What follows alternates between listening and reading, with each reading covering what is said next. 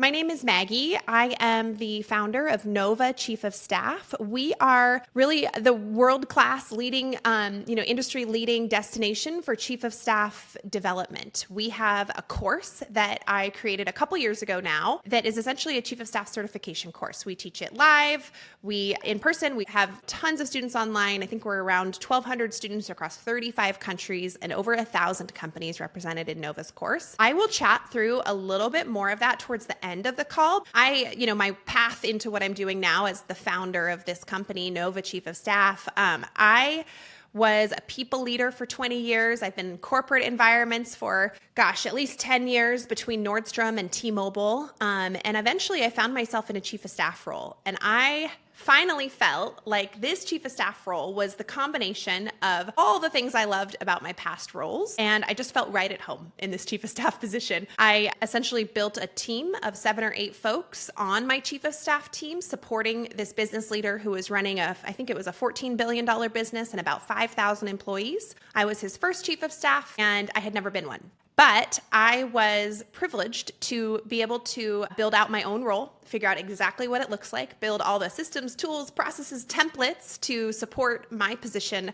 And all 7 or 8 different people approved. Every few months, I'd go in and ask for another approval to add someone to my team. And I built everybody's role on my team, and we were all doing chief of staff responsibilities, from events and communications to project management to the rhythm of business and other business planning initiatives to the engagements that the leader's a part of. We were doing all things back office for that business leader, chief of staff functions. I was finished in that role and my team was really running without me. I've realized I'm kind of a build mode person and I was ready for my next challenge. And I had figured, maybe I'll go do chief of staff consulting, which we do now. We do that at Nova. I love consulting. But I was having a conversation with my mom on the couch in New Mexico at her house and talking about how, this was 3 years ago, talking about how crazy it is that there's thousands of project management certifications out there and absolutely nowhere for chiefs of staff to get hands-on practice doing the things chiefs of staff do every day. And she said, well, why don't you build it? So I was pregnant for a year, building this course for a year, and now we've been live for 2 years, and it's been a resource that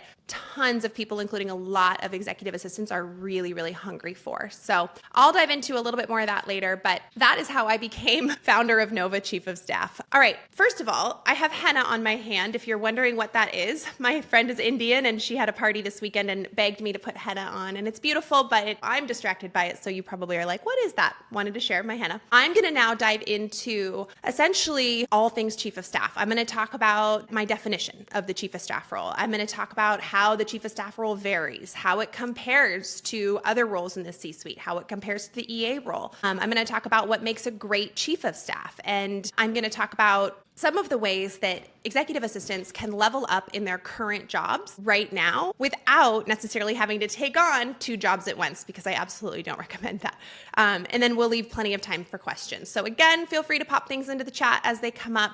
But I am going to dive right in. So my chief of staff definition is that a chief of staff is a business leader's right hand and strategic thought partner focused on executing, organizing, and prioritizing the leader's business initiatives and driving transparency and alignment across the leadership team. A chief of staff exists to maximize the leader's time and exponentially increase their impact. Similar to the executive assistant role, these 2 roles exist for a human. They exist for a business leader, whereas roles like chief marketing officer or director of operations or sales VP, those are roles that really exist to support the business and lead major business categories. The easiest way that I've found to describe the chief of staff role is that at the end of the day, it exists for that human, for that business leader. Yes, chiefs of staff are going to fill gaps and they're going to solve company problems and they're going to take on company initiatives, but they really exist for that business leader to ensure that that business leader is prepared for everything they walk into, to lead the rhythm of business, which I like to describe as like the flow of information coming to the leader without them having to ask, to bubble up concerns or positive things about company culture to the leader in the C-suite and cascade that business leader's vision down. And again, to manage those special initiatives that may not have anywhere else to land that are high priority for the business leader. So you can kind of see why the chief of staff role, I describe that as existing for the purpose of the business leader. Ideally, a chief of staff, the first thing they do is they walk in and they ensure and work hard to get the leader's back office in line.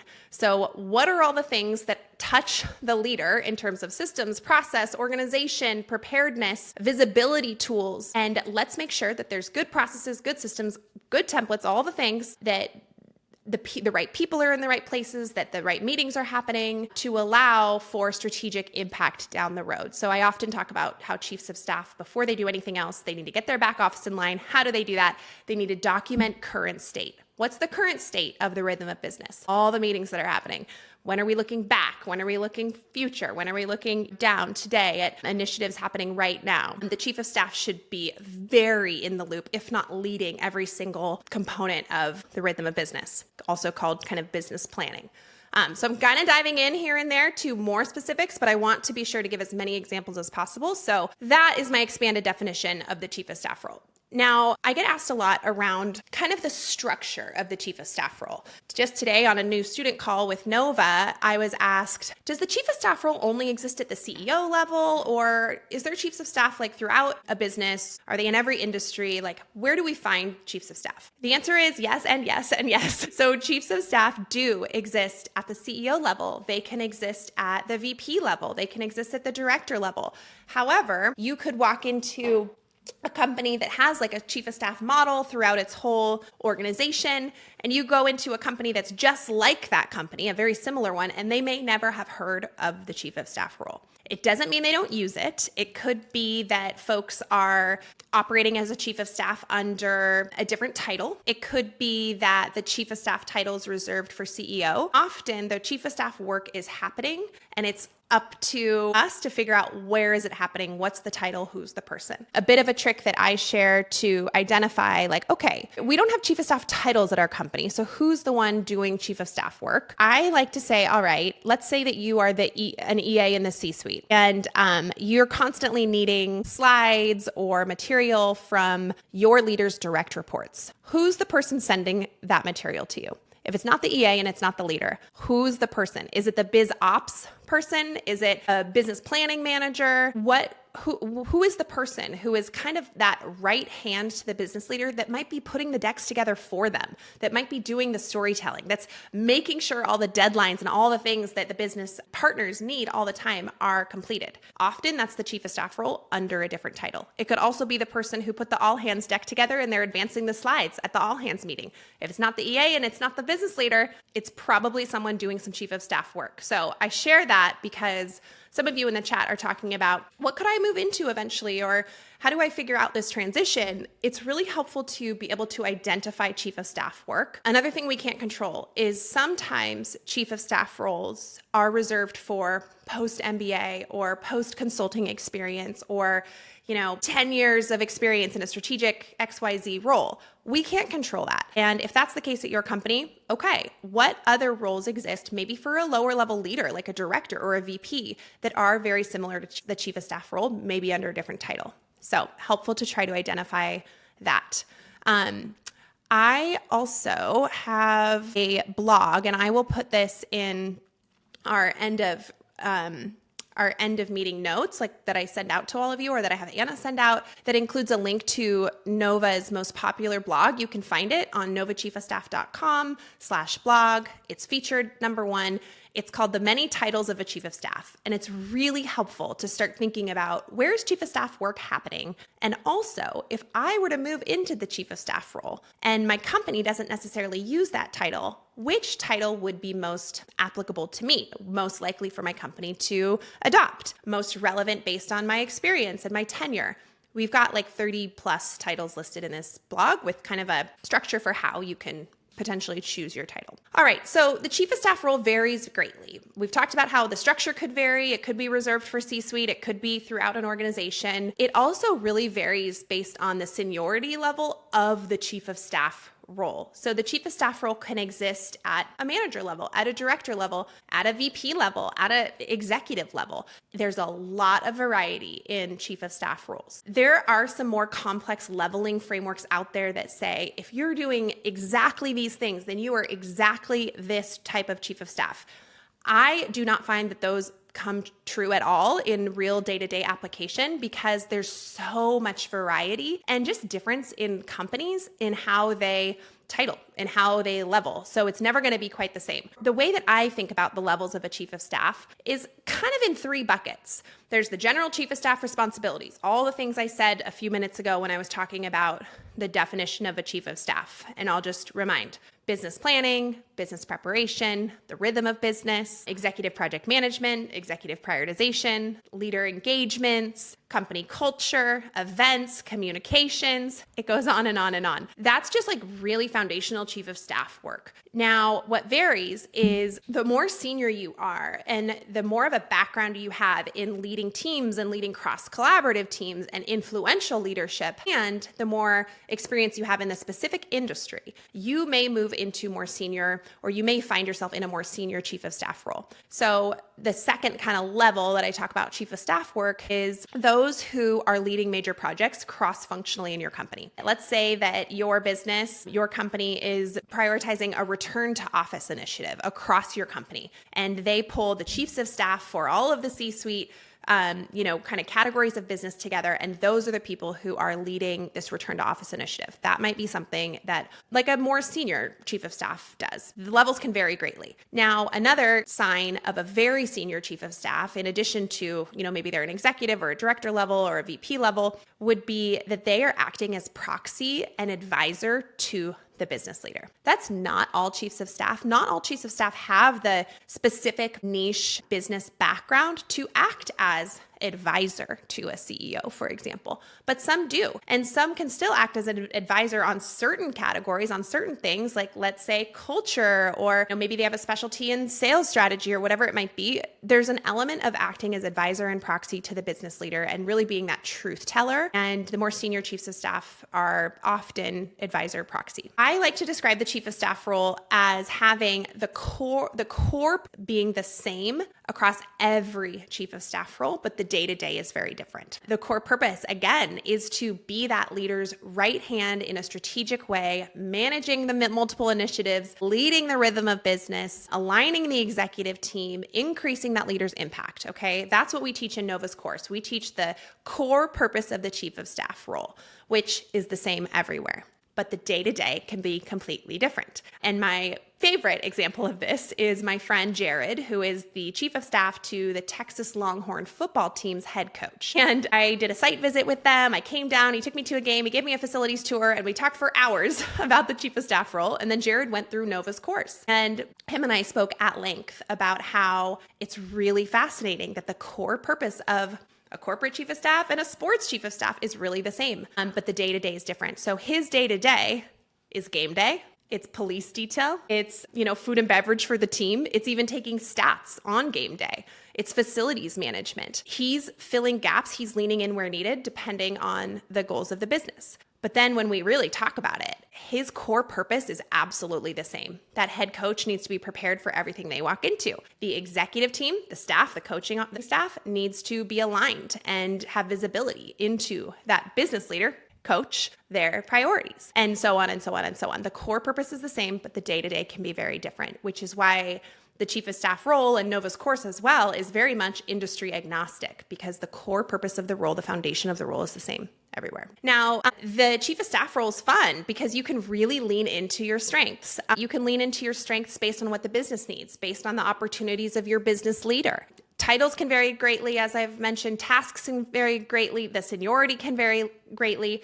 But at the end of the day, what is so fun about the chief of staff role and a lot of EA roles is that you're right there. You're that right hand to the business leader, having this insight and visibility into how they're running a business, which is incredible learning. And I'm going to talk a little bit here about how EAs, executive assistants, can take advantage of this viewpoint of being in the office of a business leader and translate that into more value to articulate for themselves. All right, before getting into a little bit more kind of the differences between EA and chief of staff, I'm going to talk about how the chief of staff and EA role are similar. Both roles exist to support a person, like we talked about, versus their own scorecards or business categories like COO. Both roles are highly organized and planful in their work. Both roles are often seen as or referred to as like the glue that holds teams together. They're in the know about everything, connecting everyone. Both roles have a major impact on the leadership team and the company, and both roles are really the right hand or left hand to the business leader. Now, I'm going to get into a little bit like the differences between EA and chief of staff. I describe the executive assistant role as a highly skilled problem solver, a strategic doer, and the logistical mastermind behind the executive's calendar, travel, expenses, while acting as the go-to support lead for tactical items across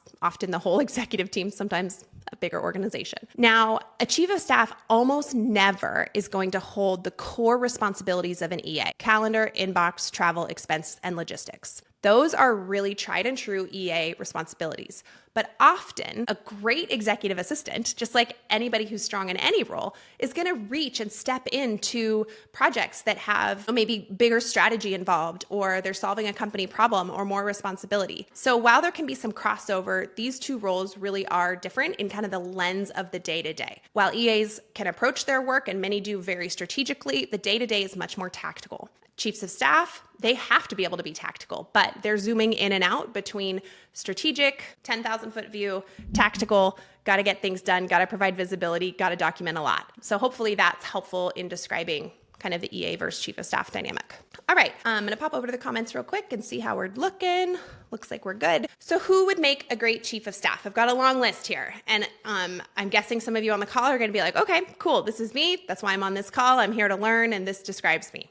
Awesome. I describe a great chief of staff as fast, driven, curious, growth-minded, strong executive presence, achievement-focused, high emotional intelligence, loves breadth versus depth. I like to call that expert generalist, great at a lot of things, problem solver, solution-oriented, learns quickly, asks great questions, collaborative, influential leader, wants more responsibility, loves supporting senior leadership, and they're happy behind the scenes because, as we know, chiefs of staff and executive assistants prop up our executives, and we are the people behind the scenes making it all happen. Now, I'm going to spend the next portion of this conversation talking about how to really level up in your current role as an executive assistant. And it sounds like some of the folks on the call are considering transitions and what that could look like. But here's the thing. I do not believe in doing both roles at once, in trying to become a chief of staff. And so I'm just going to try to take on all these chief of staff responsibilities and see what happens. I don't believe in that in practice or in reality, because you're likely not paid for it. Recognition is definitely not guaranteed and often doesn't come at all. And you're going to get burnt out. Additionally, if you're still owning the core functions of the tactical EA work, it's going to be very hard to effectively accomplish the strategic nature of the chief of staff job. To be able to step back and really see things clearly, we can't be in the weeds, in the day-to-day, in the logistics as much as EAs have to be. So I don't recommend doing both at once. What I do recommend is being very strategic about the best place that executive assistants can add value right away. And usually that starts with reflection. So for those of you on the call, feel free to do this with me, but I generally recommend that you start with a really big, deep breath and that you close your eyes and you think about your job. Think about what's talked about a lot from your executive. Think about what's not getting done within your back office team. Think about which people who report to your leader are effective. Think about which folks are not effective. Think about the problems that just continue to come up. What does your leader talk about a lot? Spend 20 or 30 minutes on this outside of this call and make a list. There's a lot of power in pausing and creating time to think about the things that are going to help you be more strategic about your next steps. More on this in a moment, but I'm going to dive into some tactical ways that you can and should level up right now as an executive assistant to be more in the business and closer to the potential shift into a more strategic role like chief of staff. First, I think all of us all the time can consider increasing our networking game. I recommend for all chiefs of staff and all executive assistants that are wanting to be real partners to their leaders is that they have one-on-ones with everybody on your leadership team, everybody who reports to your leader, maybe even their peers consistently. It might be quarterly, it might be every few months, it might be a couple times a year. If they're not maybe as connected to your leader's business, initiate these. And they don't have to be tricky. They don't have to be scary. They can absolutely just be like, hey, I'd love 15, 30 minutes to just sit down. I want to learn a little bit more about your business. I'd love to just hear from you, like what's going well, what are your pain points, and if there's anything that you think that I could kind of like pay attention to or keep my eyes on for you or whatever it might be. These are really just social conversations that are intended to do a few things. One, it's going to get you closer to the business and you're going to build relationships. And relationships, networking, politics are always important if you're looking for a future move. Your leader's going to pulse everybody around in the environment to see if they think that you are ready for that next move. And you want to be building relationships consistently to have people on your side. What's even more important is that you are going to start connecting the dots between all of your leaders' direct reports and your leaders' environment around what's going on in the business. When you're consistently having one-on-ones with everybody who reports to your business leader, you're going to start hearing trends and themes, and you're going to be in the know about most of the business priorities over time. When your leader talks about something, you're going to be like, oh, hey, I actually know exactly what that is because I was having a conversation with James and he told me about this initiative and now it's coming up over here. I now have value potentially that I could add. At the very least, you're in the know, which is very, very important to move into. The more information you're consistently gathering, the better. You're going to become a trusted resource who's seen as invested in the business. You're going to show that you care about what's going on in the business and you're trusted and you're invested in it. You're also wanting to build your network for your next job. So those are the one-on-ones that should be happening internally, like on your leader's team. But who else should you be meeting with? We have a huge networking exercise in Nova's course that has you really map out your whole network and think about next steps and different things. But in terms of what you could be doing within your company, you, chiefs of staff and executive assistants, are strategically situated at the top of a business, and we all have this view of who are the key players in this business? What's going on? What work am I naturally drawn to? What work am I curious about? Where do I want to learn more? Follow through on these thoughts. Consider what you're thinking and follow through on them. Maybe you're naturally curious about this person that just stepped into a comms role. Take them to coffee. Ask for a virtual chat. Just get to know who they are and what they do and do this consistently. It's only going to help you stay more connected in your current role and set yourself up potentially for the next one. All right. Next, in terms of increasing your strategic impact with your leader, based on kind of the reflection exercise that we briefly walked through, it's important to think about what's going on in your business and then what are you best suited to solve and what is most needed for you to step into. And most likely that your team's going to be like, yes, please jump in there. We need the support there. For example, here's some ideas. Is your leader prepared for everything they walk into? If not, maybe there's a process where you can create a system for developing briefs and you loop in the sales team and you have a work back calendar and you provide visibility to your leader and figure out which meetings that are coming up over the next 3 weeks that he or she needs a brief for. You could be building these briefs yourself. You could also be developing a process where folks are adding sales information to the briefs. Okay, so it's not necessarily about the tactical and the doing. It's about the greater strategic problems that you are solving based on reflection and awareness and taking action, seeing things clearly and then making strategic recommendations or taking strategic action to add value to your leader. If there's not a process for briefs and your leader, you can tell, is like, who am I meeting with? And it's really last minute. And they're like, oh shoot, I wish I would have known that we were both grads of that same college. Put a brief together, put a brief process together. We dive in exactly how to do this in Nova's course, but there's probably some tools out there as well for you to learn from. I will also include a link to Nova's free resource library that has some ideas and templates and tools that you could take right now and use for yourself. Next, is your leader asked a lot all the time to participate in who knows what engagement? Like, oh, they're being asked to present at this all hands or that all hands, or they're being asked to give a keynote speech outside of the business or a TED talk or present or join a CEO circle. If they're being asked all the time, like my old leader was, to join 12 things a week, it's really, really hard for the chief of staff, for the executive assistant, and for the leader to figure out, okay, what do we say yes to and what do we say no to? And how can we remove the burden a little bit from the leader for having to make all these decisions? Decision fatigue is real, and leaders have to make a lot of decisions. How can we take some of those decisions back? One thing that I did as a chief of staff, and that could be some low-hanging fruit to do as an executive assistant, potentially for a business leader as you're looking to add more strategic value, is create some form of a process where there's an intake of any kind of requests for your leader engagements. There's a rating system. Maybe there's a few categories where you say, oh yeah, this seems like it's matching up to our goals. And then the most important part is that you make strategic recommendations for what the leader should be involved in so that it can make it very easy for the leader to say, yep, that sounds great. Or actually, I know you don't think I should be involved in this, but I know them from school, so I'm going to do it anyway. But you're giving them all the information possible to remove a lot of that heavy lifting of the decisioning from the leader. Another idea is some form of I call it a president radar exercise, a president radar document.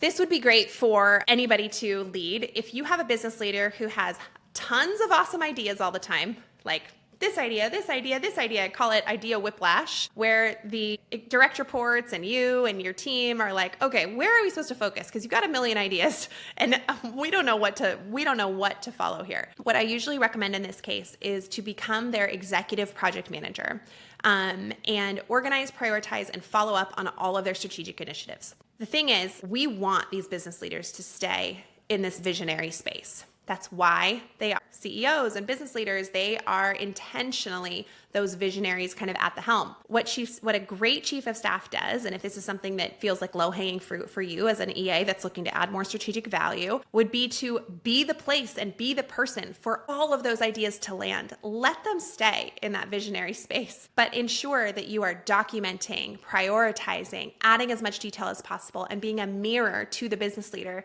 right back and say, hey, all 10 of these you said are high priorities. Obviously, we can pick 2 or 3. Let's do a prioritization exercise, or let me create a space for you for 90 minutes where you brain dump everything on your mind and I capture everything and categorize everything. This is a living, breathing document that's called President's Radar, and we work together to determine what's on the back burner, what's prioritized, what am I leading myself as a chief of staff, what am I following up with the team on. Be their executive project manager. 2 more considerations. Are there opportunities to drive alignment across your executive's leadership team? So a lot of times as EAs and chiefs of staff, we just think, okay, we exist for the leader. We're going to help the leader. And we've kind of got these blinders on where we're just focused on the leader. A huge part of our role as a chief of staff is to provide visibility and ensure alignment across that leader's whole team. So if it feels like your executive team has no idea what's going on, or they aren't in the loop on your leader's travel, or they aren't in the loop on the strategic initiatives or strategic conversations or topics that need to be landed at a staff meeting, or the big rocks that are occurring around the team, and people aren't aligned, it doesn't feel like anybody knows what's going on, it's gonna also feel to the executive team that it's a chaotic environment. If that's how it feels for the executive team, and if you can see that, there's probably alignment to drive a lot of visibility and transparency across the executive leadership team, potentially through process, templates, tools to drive visibility, to update weekly, to share, so that the executive team feels much more aligned. There's a ton of different ways that you can do this, from travel visibility to staff meeting priorities to major initiatives to, calendar. It goes on and on and on. All of these concepts are very familiar to EAs. All of us EAs, chiefs of staff, we all work in on on-sites and off-sites and all hands. And we work with, the business meetings and the brief type of environments. We work with all these leaders' initiatives. The way that I teach, our hundreds of EAs in Nova's course and in conversations like this and one-on-ones with students is, yes, the material's familiar, but we are approaching these topics and categories of business in a different lens, in a lens that is more strategic, more focused on the impact tomorrow, and more focused on understanding current state today so that we can make strategic recommendations to improve the business for tomorrow. That's the strategic piece. Finally, last idea around increasing that strategic impact with your leader would be considering your company culture. Are you able to be the eyes and ears for team culture? A lot of times the EAs already are. So what does that look like? Is there an opportunity to listen actively and consider categorizing what you're hearing into some buckets and looking for opportunities where you can connect some dots or think about some easy, quick solutions to improve culture?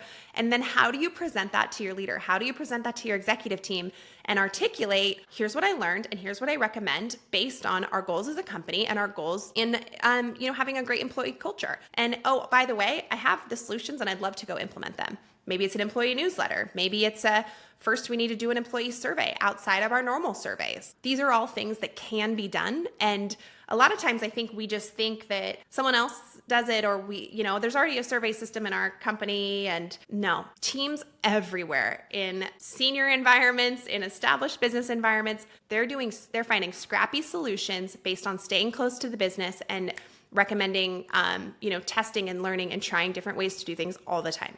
It's that mindset shift of being in it and helping find solutions and make the business better that I want to pull EAs into. Finally, a couple final things, and then, think about if you have any questions, please pop them in the chat or do the call-in feature if we can figure that out.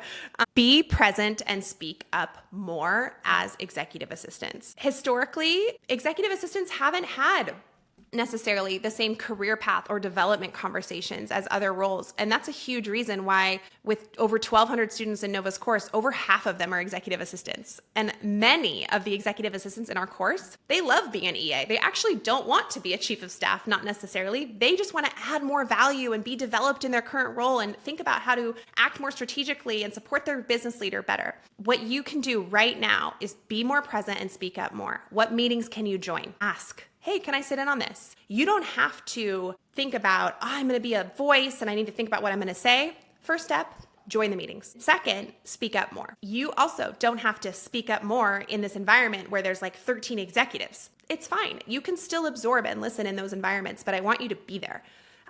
Speak up more could mean after the meeting, you have a trusted person that you feel safe with, and you're like, hey, I want to just dive in a little bit to something that James said about the sales cycle. And am I hearing this right? Or could you clarify a little bit for me? I've been a people leader for 20 years. Never in my life have I thought that a question was a bad thing. In fact, a question is a really, really good thing. It shows that you're invested in the business. It shows that you want to learn, that you're curious, and that you're engaged. Ask questions, speak up, ask questions, show that you care. And don't be afraid to do that. And you can do it in a place and in a situation that feels really safe for you. All right. Once you feel more comfortable in understanding your business, understanding the priorities, understanding your value, we talk a lot with the folks in Nova's course around how do you articulate your value? How do you articulate, here's the strategic work I'm doing, here's the administrative work I'm doing. Don't we both agree that my time should be spent over here on the strategic side of the business? If so, I have a plan in place for me to do more of this strategic work, and I have a plan to consider how to backfill this admin responsibility. Not every leader is going to be like, yes, great, let's move you into this strategic role. Let's backfill for your administrative responsibility. A lot of times it's going to be a conversation over many months. It might be a conversation about resourcing. It might be a conversation about slowly taking on a few more of these things while also maintaining this other work that you've been responsible for. In a perfect world, we've got an EA, a chief of staff, and a business leader, legs of a stool, working together really, really well, managing that leader's back office. In the real world, it's more messy than that. So what does it look like for you? How do you articulate your value? I talk a lot with Nova students about doing this reflection exercise that we talked about today, and then working through your resources. A lot of our students work through our course for a while or work through some of these ideas that I've shared. Go to our free resource library and consider, how can you add the most value? How can you articulate that value? And we've got free resources on our site that help you have this conversation with your leader, that help you pitch a role change, that help you pitch moving, getting funds to take Nova's course, that help you show within a slide deck how you could add more value in X, Y, or Z environment. So things to consider, but I do recommend always thinking about how do you put a proposal together. The level of formality might vary. Maybe it's a casual conversation, maybe it's a deck. You know your leader, but having conversations to show them what you're interested in doing, where you want to go, the growth that you're invested in, and how you want them to invest in you as well. And challenging you by taking on some additional responsibility is one way to do that. All right, I'm going to pause there and see if anybody has any questions on things that we did not touch on or anything that we want to dive deeper into. Elaine says, great advice. That makes you become more noticed to the senior leaders a few minutes ago. If anybody wants to call in, feel free to come off mute or figure out how to do that. I don't know how you do that. All right, well, I will keep an eye on the chat.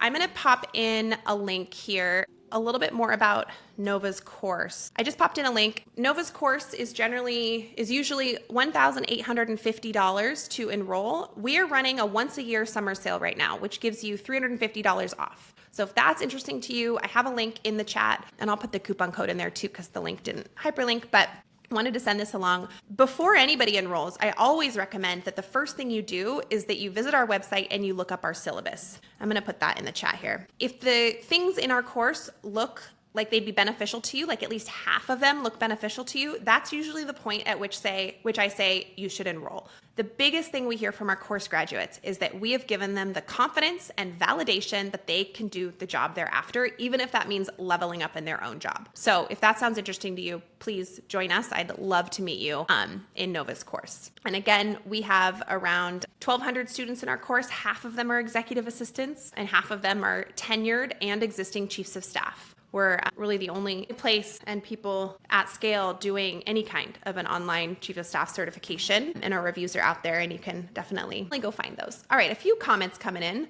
Catherine says, my client is building the business from the ground up, so this is very interesting. Absolutely. It's really fun to be a chief of staff in an environment like that because you are building with them. You're like, oh, cool, new leader, new systems, new process. I'm going to help build it. Harriet says, the company I work for is quite relaxed and not very high pressure, but I enjoy the team and I am struggling to see where I can help in a more chief of staff sense. Maybe a lack of confidence here, but can you advise on a good way to approach this? I've recently taken on the HR side of things in terms of partnering with employment lawyers, but nothing heavily HR. So I think a relaxed environment is great. It doesn't necessarily mean there's not a need for a chief of staff. The business requirements still exist. The business impact of a chief of staff is still going to be realized. So while like the level of formality might be different, like you may not put a beautiful branded deck together for your business leader about this story that you're telling, you are still, as a chief of staff in a more relaxed environment, going to be helping them tell the story, helping them dive into the details, ensuring they're prepared for everything they walk into, providing visibility across the leadership team. This specific question, Harriet, I would direct you right back to that reflection exercise and spend 20 or 30 minutes like doing nothing else but deep breathing, eyes shut, thinking about the business. What is the leader talking about a lot? What's going on in the company? What systems are working? What is their no process for? There might be some simple ways where you can add a tiny bit of process, and that does make me think, oh, relaxed environment probably has some opportunity for some process. Generally, that's going to be the case. But I think, that's kind of where my head goes, but feel free to add a little bit more in the comments. Do you offer payment plans? We do. Yep. If you go to that enrollment link that I popped in there, you can see that there's a payment plan option. I'll pop it back in. And this code will work till the end of the month. So we're in this summer sale period for June, for the month of June. So if you're looking to enroll, we offer lifetime access. So you can enroll now and start in a few months if that's better for you. You can see my dog back here. I had to bring Luca today to the office. But yeah, you have lifetime access and we update the course really, really often. All right. What other questions does anybody else have? How can I help? I'm going to pop in my LinkedIn here in the chat. Definitely follow me on LinkedIn. I post every single day. about the chief of staff role and a lot about the crossover between EA and chief of staff and what the EA role is, what the chief of staff role is, how to find success in the chief of staff role. I've never been an EA, but I've worked very closely with EAs my whole career. I've championed EAs. I always think like there's really no difference between us. I had a mom and a grandma and aunts who were constantly raising their hands and leading big teams, and they're at the table, and that was my example. So that's what I was doing. I was always going for the next role, negotiating higher salary. I didn't have that. I had the examples in front of me, which is what put me in a place. There's no difference between me and those EAs besides opportunity and environment. And so I've always felt that there's no reason why incredible EAs can't go and do whatever they want to do. There's no reason. Why don't we have development paths into events or HR or project management? And here we are now, chief of staff. All right, well, if there's no other questions, I'm really easy to get a hold of. So if anybody wants to reach out to me and has a personal question about if they're, the right fit for Nova's course, just send me an email. It's just Maggie@novachiefofstaff.com. I hope this was helpful for you all. It's always funny, like monologuing for almost an hour, but I hope that it was a lot of good information and that you can take some of this back as tactical, hands-on motivation to go add a little bit more value in your current role and know that you can definitely reach and achieve whatever's next for you in this role or the next one. So, all right. Well, with that, I'm going to say goodbye and thank you all for being on, and reach out if you need anything else from me. Have a good one.